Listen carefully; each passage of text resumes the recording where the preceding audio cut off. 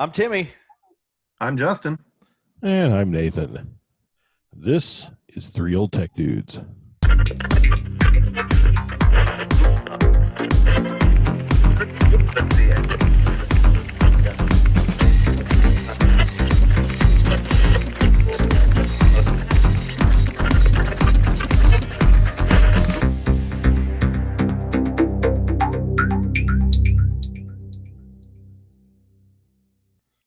Today's topic, entry-level 2-meter mobile radios. Because, well, why not? So, I think most hams kind of cut the teeth, at least nowadays, on 2 meters. It's kind of the cheapest band to get into, and Oh, yeah. there are a plethora of repeaters around, depending on the area, of course. Yeah, and a lot of people start out with these. Yeah. Little Which Baofeng. So Yeah.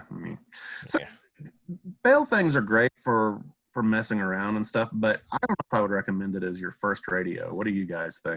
Programming is terrible. It is the hardest thing I've ever seen to program. Well, I can say that, hardest radio I think I've ever seen to program, except for I have one Icom. It's actually worse. I think the Baofeng or Bofeng, I've heard it said both ways. More commonly Bofeng, but I don't know if I agree. I always go Baofeng. I don't know why. But really, you get into entry-level 2-meter radios, and you can start with the HT, but you're often going to have a lot better luck and more enjoyment out of 2 meters using something that you can deliver more than 5 watts with.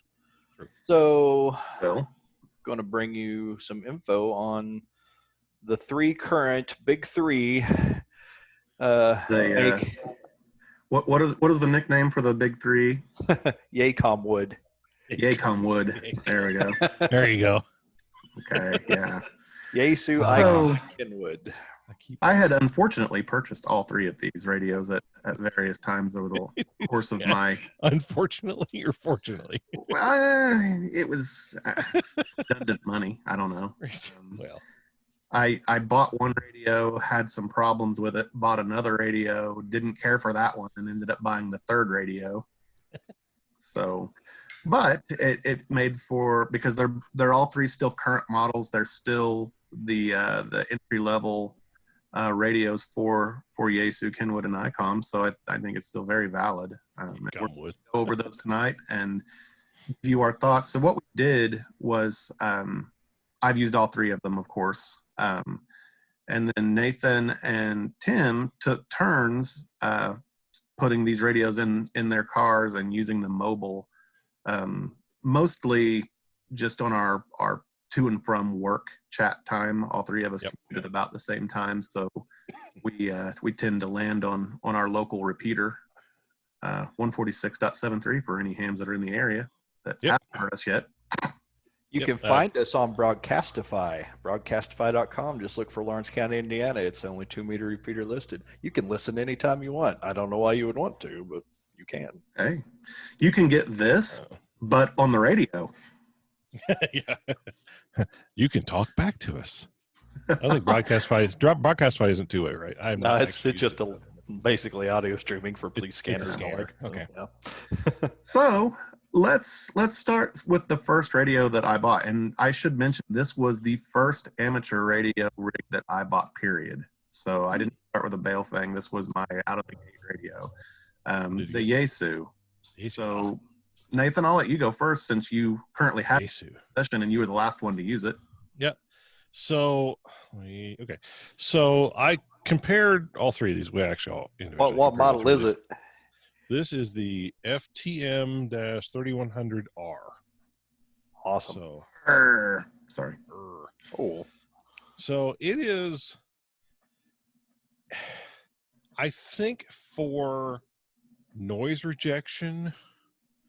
Well, let me go down my list here because it's just, let's put it in order. So I kind of made a list of basic things that I liked and disliked about these. And most of the things were these were like, they're entry level radios. So they're not quad band or dual band or anything like that. They're just one band, and they all actually talk on the radio. So, but the sound on this one was okay. The front speaker thing was a neat idea. I hadn't seen it till we got to Kenwood first, but this one could be a little louder. I thought it was a little quiet honestly. And the power button on this thing is in the worst possible location. And I accidentally found out that if you just bump the power button, it goes from high to low power. I didn't see that in the manual, but that's how you do it. I rather wish I had found that while I was using it. I didn't know that function existed, and it's my radio, and I ran it for quite a while. Yeah.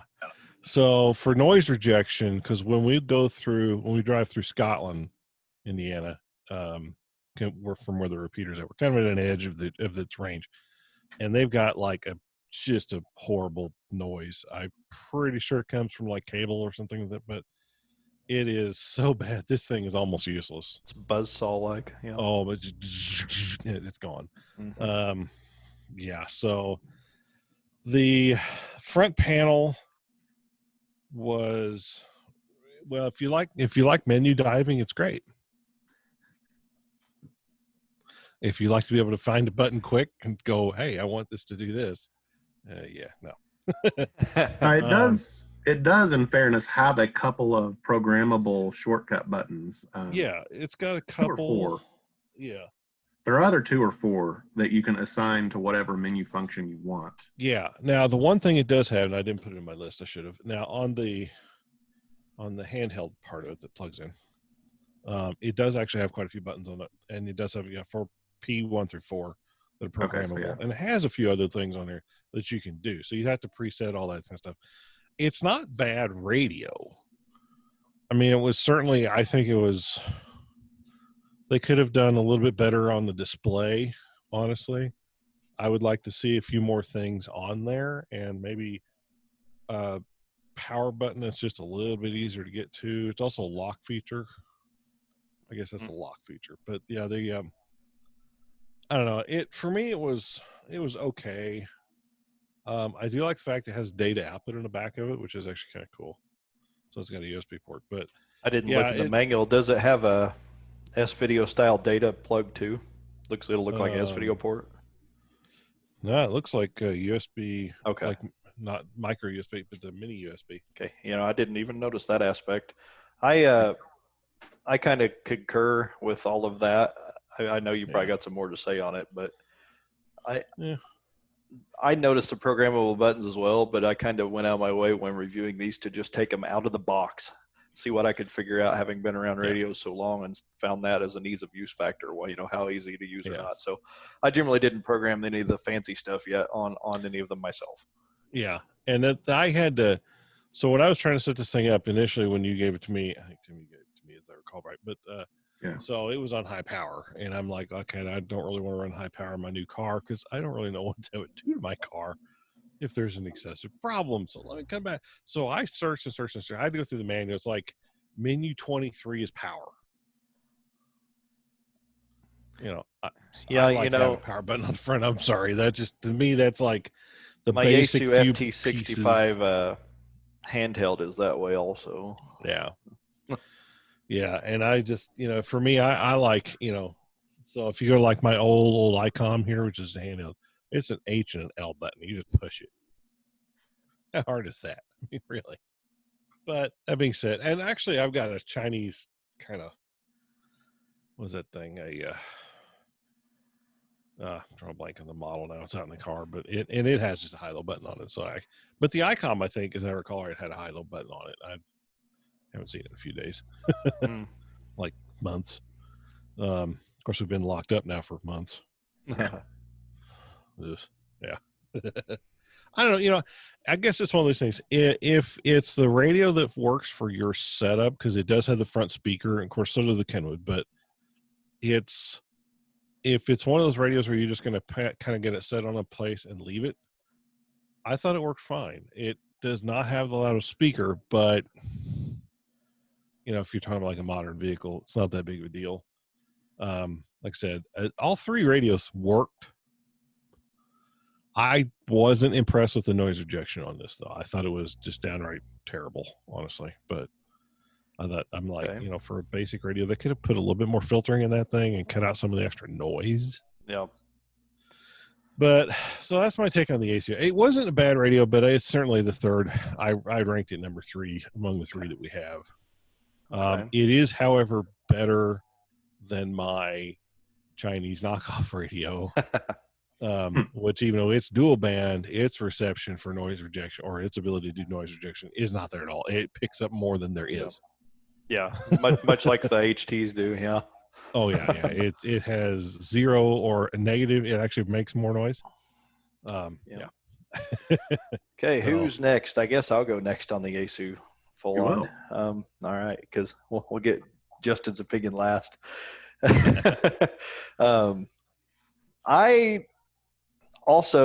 liked the Yaesu. I didn't have a lot of complaints. I did feel like there was a lot of menu diving. I had a very similar opinion to Nathan's. I didn't notice the noise rejection being problematic on that radio. I have for years run Icom mobiles, including an ancestor to one of them in our test. And they're a little iffy on rejection anyway, so it actually seemed better than what I was used to. It was not the best of the three. We'll leave that to what we've got here. I liked how it sounded. I liked the front firing speaker. That's not something I'd experienced. It's very nice, especially since I didn't have it mounted. It was lying on a seat. So many radios have the radio on the speaker on the bottom, and that's a problem. Can be. But I like the display. I like the meter on it. I thought that was pretty decent. I wasn't really watching that. Part. And I What were you doing, driving? I know, it's weird. It's hard to believe. I like the LED lights on the front left of the display. Just stylistically, I thought it looked nice. So that's my take on. That's my take on the the receive and transmit light. Yeah, I like how they're laid out. So. I plug back in and take a look at that. I obviously did not look, because when I'm driving, I'm not really looking at the radio that much. I want to look down and go, where's the frequency, and that's all I care about. And it does display that. So I would rank the Yaesu 2 out of 3 in my list. Yeah.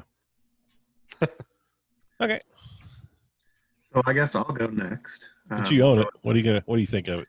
As I said, this was the first radio that I purchased. It's the radio that introduced me to Tim.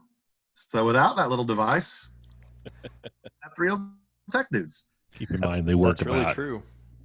250, 300 yards apart. At the time, we didn't though. We did, yeah, we didn't. You were still 2015-ish, 16. Oh yeah, yeah. So you were still with D2D. D2D, yeah. But yeah, one thing I will say about that radio that impressed me at the time, and I didn't think of this while I was speaking. I was going to mention it, but go ahead. Okay. This radio sounded wonderful. Well, sounds wonderful to the receiving end, the person you're talking to. It's such great, strong audio. When he first threw his call sign out, I never would have guessed that he had been licensed for merely hours, if I recall, because it just sounded like he knew how to set up a radio, and he'd bought a good radio, I guess is how that would be better put. Carry on, Justin. Sorry. So you do have to do some menu diving. Unless you're like me, I like to spend some time getting my radios set up. I actually am probably one of the few hands that uses the alphanumeric tags that you can put on just about every radio's memory function. I usually always have either the area or the call sign of the repeater. I use programmable buttons. I'm bad about doing that. I don't. Yeah, see, I like to, and I mean, you're gonna. With any radio, really, if you do it that way, you're going to be spending, probably a good 20 minutes to 45 minutes setting it up, depending on how crazy you want to be. Yeah. But so I had done that with that radio. So like the power function, as I recall, I had assigned one of the programmable buttons. I can't remember what else I had programmed in as far as functionality, because there's a reverse button on the face, if I recall, if you want to. Yes. So I actually thought there was a power button on the face too. But this has squelch, reverse, TXPO. So that's probably the power. Yeah, sounds right. I think I did find that when I was using it on the front too, the TXPO button. See, I thought the power button locked. I think you had to hit function to use that. You're right. Power button locks it. The other thing was it was the power. Okay. I think what I did lock, because I was trying not to. That's one thing I did is every time I went to turn it on, I would hit the knob. Mm, I'm right. like, man, I'm off frequency again. Yes. That wasn't the worst. I think what was it? I think the Kenwood's one I knocked off frequency more often, but I think that's just it's just laying in a seat. So I mean, keep in mind, so all of them were laying in a seat. So none of them were like properly mounted or anything like that. But yeah. It was my first radio, and honestly, it probably would have been my only 2-meter radio, except that I did experience some problems with it when it was still fairly new. And Yaesu did stand behind their product. They fixed it for me, but it took them a while because, like, I sent it to them once, and they sent it back, and they were like, "Hey, we fixed that transmit problem that you had." And I was like, "I didn't have a transmit problem. I had a no audio when I transmitted problem." And so then I sent it back again. They fixed. It was actually an issue with the microphone. Yeah. Or with the microphone connector inside the radio is what they. Okay. But so then they finally fixed that. I used it for like a week, and then the finals just went out. Yeah, it just fell out. I was talking to him, and it just went away.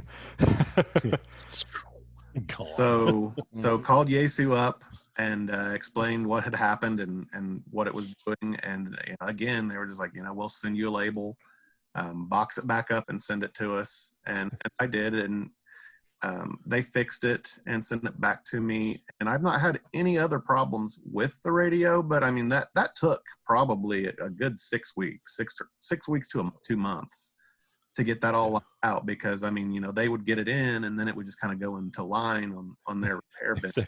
And if that were now, it'd be like, yeah, it'd be next year. I was actually really shocked that they wanted to repair the unit. I honestly couldn't. Yeah. But I just thought, well, they'll just give me a new one. And I mean that. Yeah, I kind of wonder in the world of ham radio, especially when you're talking the bigger groups, how much of what they do really is hand done still. I mean, they literally, I mean, obviously they're going to print circuit boards, they're going to, vapor solder and all that kind of stuff. But I'm wondering how much of their actual repair facilities literally is hands on, is not, this one broke, just throw it in a junk pile and throw them a new one. I know Yaesu's disposable. They have technicians. I spoke to the technician by the time this was all done with. Yeah. Technician that was working on my radio was calling me, and when the last time he was like, "Okay, look, I took your radio, I set it up on our bench, and I actually used the thing for like a good solid couple of hours." So yeah, you're like, who'd you talk to, man? No doubt. Right.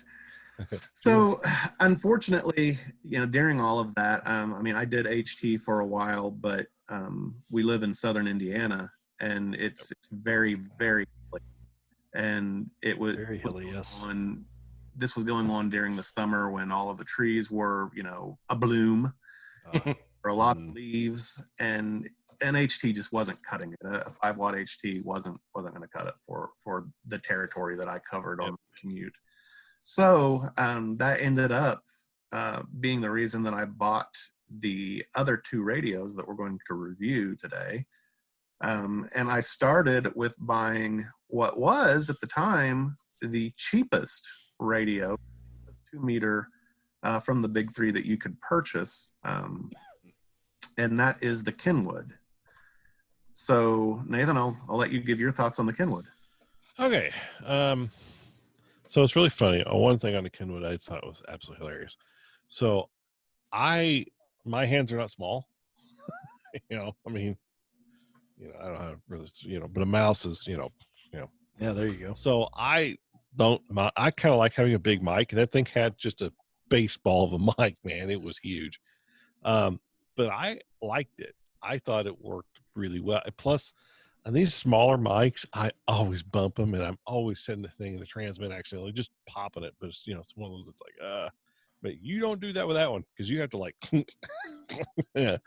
It is very like industrial, this is what's being sold to like put into like trash trucks and dump trucks and stuff like that. It is not something, I liked it though, because that's why that was the first one that I got a hold of. The new guy from you was the Kenwood, And I thought the front speaker on that thing was a novel idea. I wasn't really sure how well it would sound. It wasn't bad. It was loud. That was enough. It got the volume up, and I thought it was good. So, but I liked the mic because there were like no frills on that mic. I don't know if anyone has it right now, but there's like no extra buttons I'll throw on a that graphic thing. up. Yeah, but Throw it some is. stock photos in here. Yeah, Yep. it is. It's a basic mic, but I thought it worked actually well. I thought so. Like I said, the sound. I thought the sound on that thing, sound quality was actually really well done. The display I thought was quite reasonable. It wasn't my favorite, but it wasn't bad. I had probably less issues with it than any of them, honestly. I thought it had the best receive for the situation I was driving through. When I'm driving through Scotland, it was able to get out most of that noise pretty well, honestly. I actually was impressed how well it was filtering out noise. Yeah, the power button, I didn't really have any issues with the power button on that one. I think the power button was on the top of that one. I wonder if it's still on the bottom. Pushing the volume control, I think. Is it? Oh yeah, that's what it's like. Yeah, Mhm. pushing. So that was okay. I wasn't trying to fumble for it. It was a little bit more intuitive for what I had seen before. The power. None of them really had a problem running off cigarette lighter or a AC plug or an accessory plug. So to me, I thought that was if I were not like more of an Icom guy, but I was just like starting out and didn't have like preference from like 30 years now, I probably would buy that as a basic radio. It's a pretty decent radio, especially if you're just throwing that in like an extra vehicle or something like that. I mean, I liked it. I didn't have any problems with it. I thought it had great receive. I thought the power out was more than enough to get back to the repeater. Yeah, I should also mention these were all three of these radios are 65 watts rated. Yeah. And I usually ran it on 5 or low. So yeah, for what I was doing driving back and forth to Scotland area, it was pretty decent. I didn't really have any problems with it at all. Well, the only problem I did have was when I turned around a quarter wave, but I really can't blame that on the radio. None of them work good on a quarter wave, and that we're just so far away from the repeater in hills. Yeah, we get out to 28 miles from our antenna, the repeater tower, at the end of our commute. And with the hills, that's even further of a distance than it would sound out in Wester and flat country. So you're either on a half wave or a 5/8 wave or a 5/8 wave mobile antenna. Absolutely. Or you don't make it back very well. Yeah. So where's it rank? Where's it rank in your list? If price notwithstanding, I would probably rank it second. A little bit of that is because I've had Icoms for so long. I'm really used to the way they work. However, if it was cheaper than the Icom, I probably would buy that first. It is. It's much cheaper. Yeah, because if I was throwing this in so if I have, because I have 2 vehicles that I drive occasionally. I've got my truck and I've got my car, or whatever that thing is. I keep forgetting that. I was like, go to the white vehicle and get the radio out of it, because I don't know. My kids are like, you mean the whatever it was? I'm like, yeah, that's it. Go get it. And they're looking at me like, you not know what you bought, Dad. I'm like, I fit and it drove. It was nice. All the deeper it gets now, yeah. I'm such a bad car guy. Oh yeah, man, it's got like a 458 Hemi. No, dude, it's got a 4-cylinder like 2.1 liter engine in it. It goes wee, but it gets really good gas mileage. It's so, but in that thing I've got a dual band, which I'm thinking about putting a pretty high end radio in that one. But then in my truck, I probably would just simply put like Kenwood. I thought it was a decent radio for what it needed to be. So very nice. Yeah, very good. All right. Well, I'll give my take on the Kenwood TM-281A here. I really liked it. I didn't expect to like it for a few reasons, some of which you may hear shortly. I could concur. We need to like qualify that statement with just how many mobile radios do you have? Do I have? Yes. I don't have very many. Got 4. You got like what, 6, 8? Oh yeah, but 2 of them are duplicates of another one. So I mean, as far as Fair models, I think I have 3. So Actually, at this point, I may have more mobile radios than Tim. at the point when I met you on the radio, I only had 2, and I had only had those 2 since 2003. So, anyway, Yeah, I currently only own 2. there you go. Yeah. Right. Well, since we're hitting the list, I own 2 Icom IC-2300Hs. I own an IC-208H, an IC-207H, 2 of those throwaway Radio Shack 2-meter mobiles from years ago. Yep. I think that's it. So I own 5 different models of mobile radios. 6 if you count that one, Tim, that you gave me that doesn't work, the basket case one. yeah, there's no hope for that thing. Good luck. No. I don't even remember what it was. It was a very old Kenwood from like 1980. Yeah. So Oh, yeah. Well, I've got a Somebody- 706 Mark II, and I've got that Chinese thing. It's Yeah, that old Kenwood, somebody didn't know what they were doing, but they didn't let that stop them. it's burnt up dead. So Oh, no power or nothing. Yeah. And I couldn't solve it. So Anyway, yeah. the Kenwood, back to that. We're so good at floating off. Squirrel. Yeah. Ooh, pretty The light. the hand mic, I agree with Nathan. I liked how the hand mic felt. I did not like how many buttons were on it because I am an Icom guy. And we'll get to the Icom guy thing as far as the microphone shortly. He's a fidgeter. Yeah, it's part of it. I liked how the mic felt. I liked how the push the talk felt professional style, like you mentioned. Yeah. And I also think it had the strongest receiver of the 3. It wasn't quick to fluctuate or flutter. Yeah. The Yaesu was. The Icom was worse. As are my older Icoms. So that's a thing. It's kind of give and take for what you want. But weird too, because Yeah, I used to have the one meters that are was just like amazing. all the time on a lot of these Icoms, especially when you're out on the edge. So, Well, yeah. but the Kenwood was solid. I don't remember what it was, but to switch to high power without programming a function key on the microphone, which I think was possible. Like I said, I didn't do that. Yeah. It was like function, button, function, twist to the menu. It was like 7 key pushes or something to change from low to high power. And it only has 2 power settings, which I thought was unusual for a big 3 radio. So. Yeah. For me, I have always only had 2 really on. Well, I guess the last Icom I had 3, but I never really thought I was just randomly either high or low. I see. I say that, and then of course the 706 Mark II has literally variable power, but it's an all mode HF through 2 meter. Yeah. Because when my first radios, well, this was the model. This is not the actual one, but this is the model of the first radio I ever got. Ham radio. This is that one we picked up at Columbus. Sure. And it just is high low. Yeah. So it's like 1 watt or 7. So it's like for some reason I don't mentally count HTs when I'm thinking about this because they're all over the map. You never know. No, we don't count HTs. We don't count how many HTs we have either. Oh yeah, and because I also don't know. I have a lot of garbage ones. I have like 7. Yeah, they all work too. That sounds. I think I have 6. So there you go. No, I have 8 because I have those 2 Icoms I bought at Columbus. I've never fixed. They're still in the box up in the attic. Storage bin. Yeah, I just don't even know why I bought them. It's not that I needed them. Melissa's gonna be in a room one day and just gonna come crashing down through the ceiling. It's possible. It is possible. The Kenwood did do well in our fringe area that we all drive through, or did at the time we were testing at least.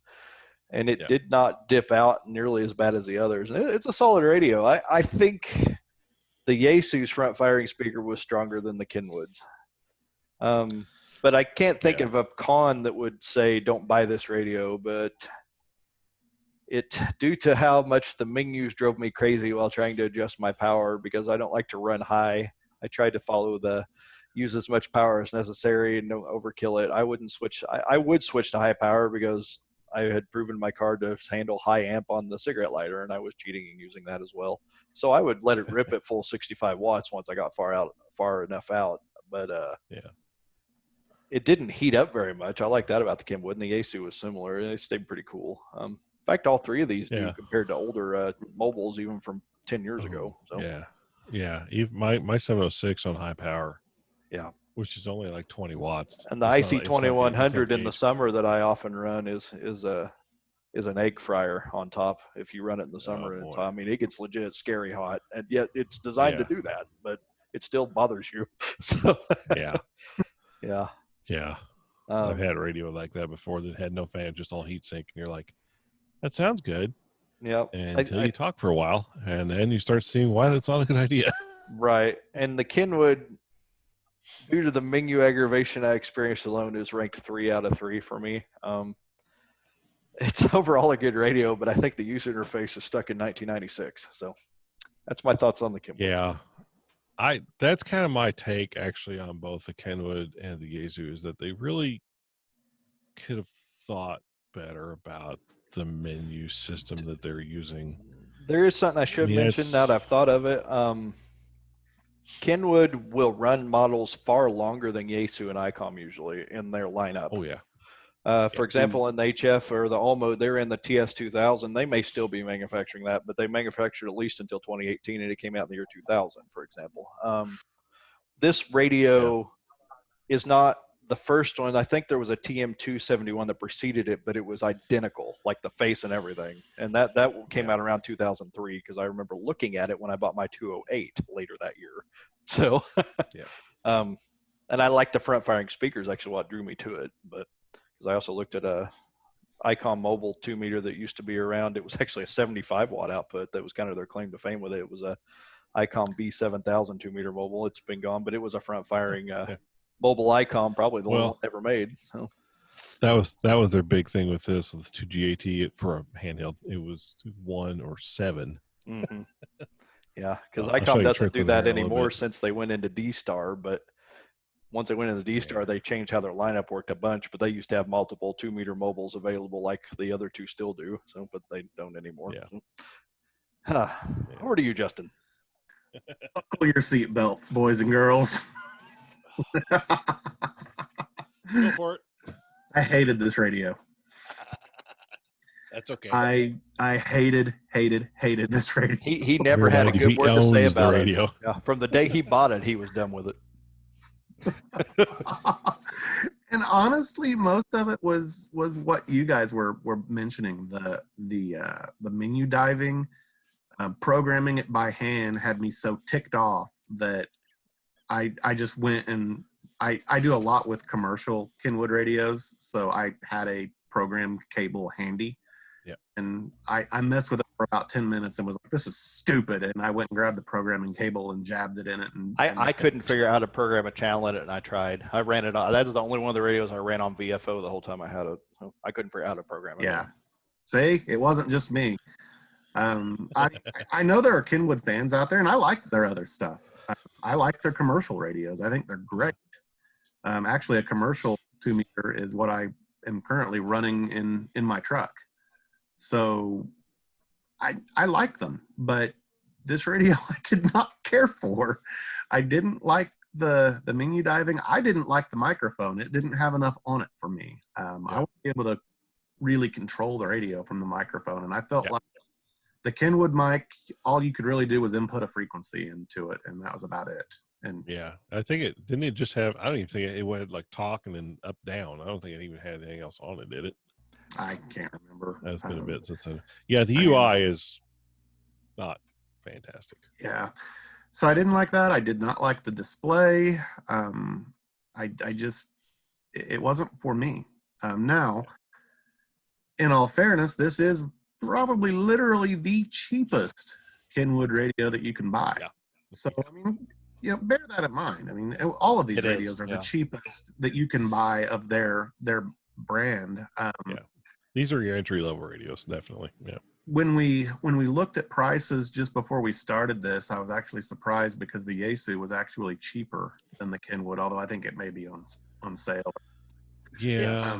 I think right now everyone's trying to sell something because they're like, we have nothing. We're Yeah, the it's the whole world's coming to an TM-281, end. when you looked it up, it was $137. The FTM-3100 Yaesu was $129.95, and the IC-2300H Icom was $159.96, which is pretty similar to what we usually see, but usually the Kenwood's the cheaper of the three. Right now, the usually Yaesu, the Kenwood, so usually the Kenwood's the one that's at 129. Yeah. Which, if I recall correctly, I think that's what I paid for it, was $129.99. Yeah. Like I said, I think the Yaesu was a little bit more. I can't remember exactly what I paid for it. I'm sure I could probably actually, if I really wanted to know, go through my Gmail and look it up because I got an invoice. But you know, I just me and this particular Kenwood did not get along. I agree with everything that you guys said. I think it has a great receive. I'm not sure how I sounded on it as far, comparing to other radios, but it had a really good receive. I did not care for how it sounds like a Kenwood, and the people who've heard a Kenwood know what they sound like. They have a warm depth to them. They don't have a lot of mid, if you're talking equalizer style, and that one fits that bill, as does your business one, actually. So Yeah. So that's so I had bought that, and then the thing ticked me off so much that I went out and spent big boy money. He resisted this for a while too, I remember. I kept saying you'll like it if you buy it. You'll like it if you buy it. The thing with Icoms, and especially if you're just getting into the hobby, Icom is the most expensive radio that you can buy, even in their entry level model. It's the most expensive, probably by what would you say, $30 or so? It's about 30 right now, yeah. So for their entry level, I mean, for their higher end, 30 stuff, higher, They start equalizing better and they're real high end, but right. But for your entry level, for these 2-meter rigs, as I recall, I think the Ken or the Icom was always like $30 more than the Yaesu. So it's kind of why I resisted buying it for a while. I mean, I'm cheap. Sue me. I did eventually, because I still didn't have the Yaesu back, and I did not like this Kenwood at all. So I ended up buying the Kenwood, buying the Icom. So the Icom, if we're ready for that. Yeah, we are. Go ahead. Okay, so the Icom, keep in mind, I'm an Icom guy. I have 1, 2, 3, 4, 5, 6, 7, 7 or 8 handhelds, and nearly all of them are Icom. God bless Icom. Yeah, and I've had Icom was the first one I got. So I have kind of some experience with Icom. My base radio, which is 746 Pro, Icom IC-746 Pro. My mobile rig, which is having issues, but we're talking about a radio from the 1990s. With 706 Mark II, had some drift issues I've been working on. So I've had, that cheap Chinese radio, and Sakutran, I think is what the brand on that thing is. It is definitely not a radio I'd recommend, unless you just want a radio to throw away. But so the Icom, you want a radio to get mad and throw out your car window? Oh, that you could do that with that, because it's like $40 for a dual bander. Yeah, because he goes like, stupid thing, just be, you could use it for a hammer. It would work. A hammer. You need to chalk your tires. It works. I can't really say it does actually function, but it has the worst receiver, ever. But anyway, so back to the Icom though. So being an Icom guy, I kind of expected it to act like an Icom, like the normal stuff I've had. So the programming is straight out the same way you're kind of used to.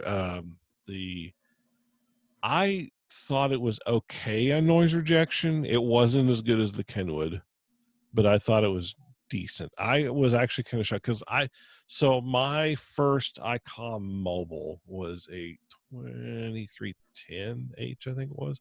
It's a dual bander, and it had I think they called it a helical front end or something like that. That's their terminology from it. That thing would filter out every bit of noise. It was awesome. I kind of wish it still had that one, but I sold it to a friend of mine, so yeah, I can't complain. But so I was kind of expecting that. This was not that good, but it wasn't bad. It just wasn't great. It's kind of middle of the road. It was a 3-er. So out of a 5, it was, possible 5. It was a 3 or 4, maybe. The Yaesu fell into like a 2. The Kenwood was a good solid 4, maybe even into the 5 range for the price. I love the display on the Icoms. It gave you absolutely everything you ever want to know about everything all the time. But for me, I like that. I like going, oh, it's doing this, The speaker is not on the front. It's on top on that one, if I recall right. Yes, it is. So it laid in the seat and actually worked quite well too. I was happy with it. I thought it had by far better received sound. The speaker, of course, is bigger, so it's going to do that. It's going to sound better. It was more alive. The mic had absolutely every button on there you could think of. In a way that's good, in a way it's bad because I hit them. Like they sometimes they can go too far on me, but it did have absolutely everything on that hand control, which was nice. The UI was still menu diving if you want to do a bunch of things, but the basic stuff was just boom, boom right there. Like that, I really did. So Icom, Chris, keep in mind, I'm an Icom guy. So, it was kind of what I expected of an Icom, even on a cheaper end. It was decent at doing every job it needed to do. It had a few things that were fantastic. I really didn't see a drawback to it other than I thought the push to talk was a little soft. It could use, honestly, this is picky. It could use a little bit better, tighter spring in there because I'd bump it. But other than that, I actually kind of like the radio. I thought none of them really had any power problem with drawing power from an accessory plug at all. They all did that, and they all did it quite well. I keep hitting the thing, causing the camera to go nuts. Sorry. Like I said, the front panel controls I thought on that had absolutely everything you needed to do quick. That had probably the best, just quickest reverse. So you could pop the guy's close from it. It was handy. I would say that it was definitely a handy radio. It was probably more expensive. That's typical Icom, but you get what you pay for. It's more expensive, but it does more things. It does it a little bit better. Yeah. So safe to suffice, that's your number one. That's my number one. Yeah. For receive though, strict for noise rejection, Kenwood had it. Kenwood was better than the Icom. Icom still picked up a bunch of noise. Not as bad as the Yaesu, but it had noise. But that's like the only thing I really had any problems with. And as we're driving through that area, which is Scotland, it's really only like a mile. Yeah. Because as soon as you get away from, and it's probably power lines or, power lines and data lines, all that kind of stuff are just weaving across the road up and down. And it just trashes reception. And we're on the edge out there too. So, I mean, I don't want to say like we're anywhere close to the repeater. We are 20, 30 miles away from it. Absolutely. On the other side of a naval base from it and everything else. So it's noise, you're on the fringe. You're definitely on the fringe. But I thought I like the radio myself. I mean, it's one of those things that I'm an Icom guy, so I tend to gravitate toward them. Although hilarious, I did start out, my first HF radio was a Kenwood. But my only HF radio is actually still a Kenwood, an old Kenwood. It's only Kenwood I have in my rotation that's permanent. Yeah. So 140? Yeah, TS-140S. Yeah. So my first actual HF radio, Kenwood, was a TS-530S. It was a 530, huh? Or was it a 430? No, 530. It had I've looked that one up. The TS-530 was so the 520 was a strictly all no digital display. It had just knob. Oh, I'm a little slow. That was the hybrid, yeah. With the tube finals. Was a hybrid. That was with the tube finals, but the 520 had like no display. The 530S had the digital display, the tube finals. Yeah, my friend Scott up in Spencer has a 530. Or it's a 520 or a 530 now. Yeah, and they also made an 820 and 830. I don't know what the difference. Well, his may have been in the 820, but it looks just like the 530. You're right. So yeah, okay. But I like I said, I'm an Icom guy, so the Icom to me had the most of absolutely everything and the least problems of any of them. Very good. So yep. Well, I guess I'll give my take on it. I'll preface this the same way Nathan did. I am an Icom ham. That is what I use.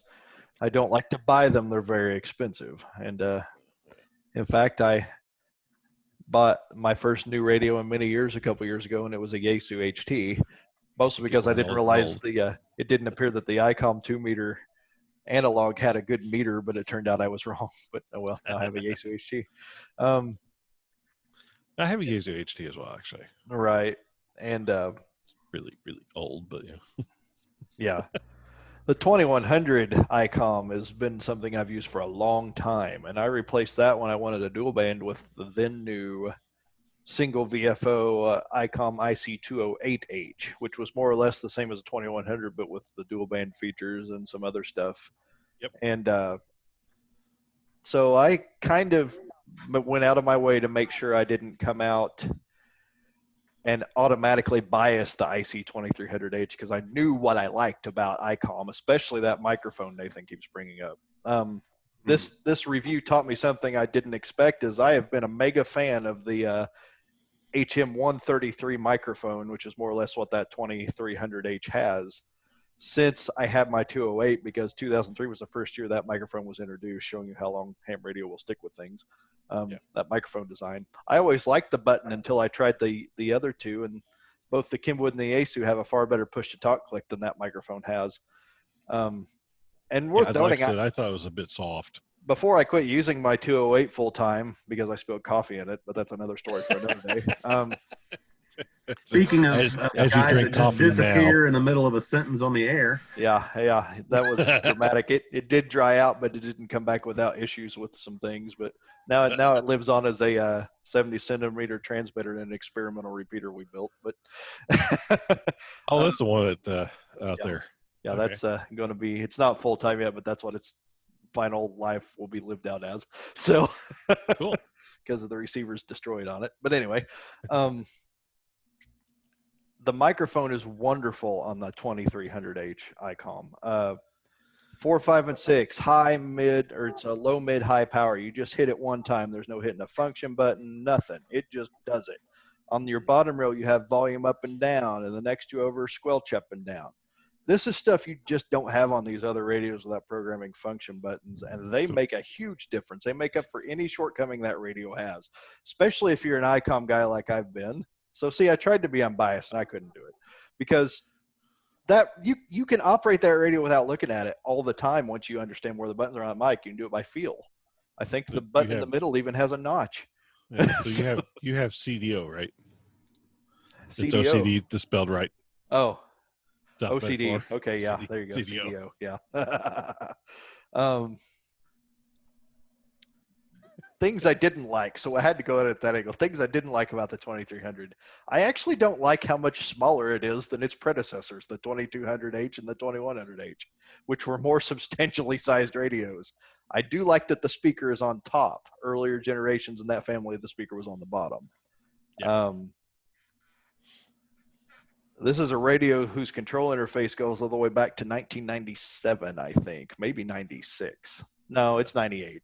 It's 98 because it replaced a radio that was pretty hot seller for Icom in the 90s, the IC-2000.